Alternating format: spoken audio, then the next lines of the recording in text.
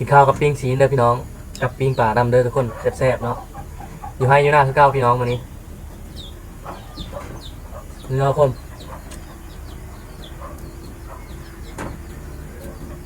อืม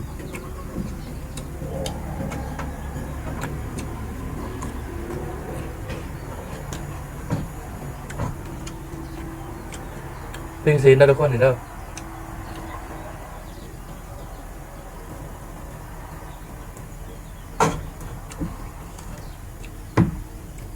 ข้าวเช้าเด้อทุกคนเด้อแซ่บๆเลย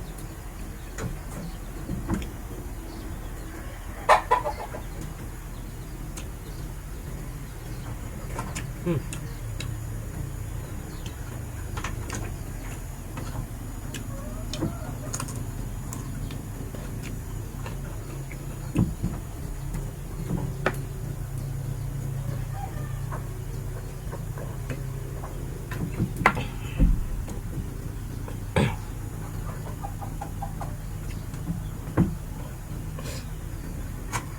จำแจ้วครับพี่น้อง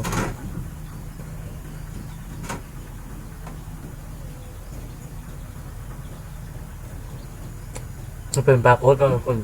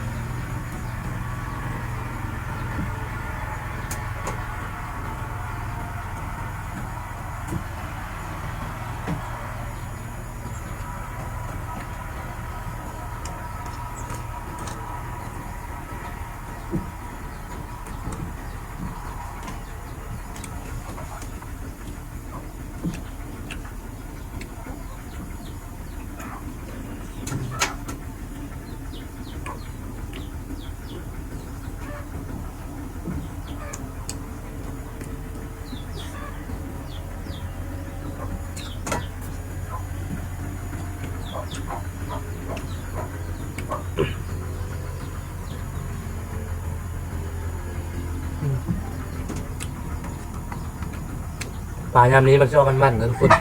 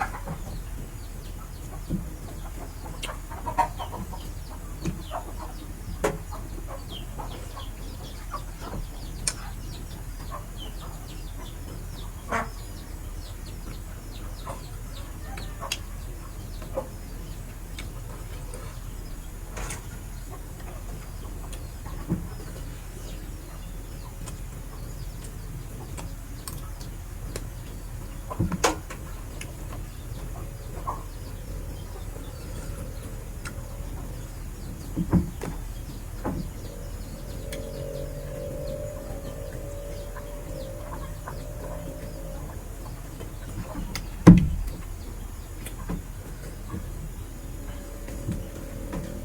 หรับคลิปนี้ก็จบแล้วตอนนี้เด้อทุกคนผู้ใดเข้าเบิ่งก็อย่าลืมกดติดตามให้เด้อ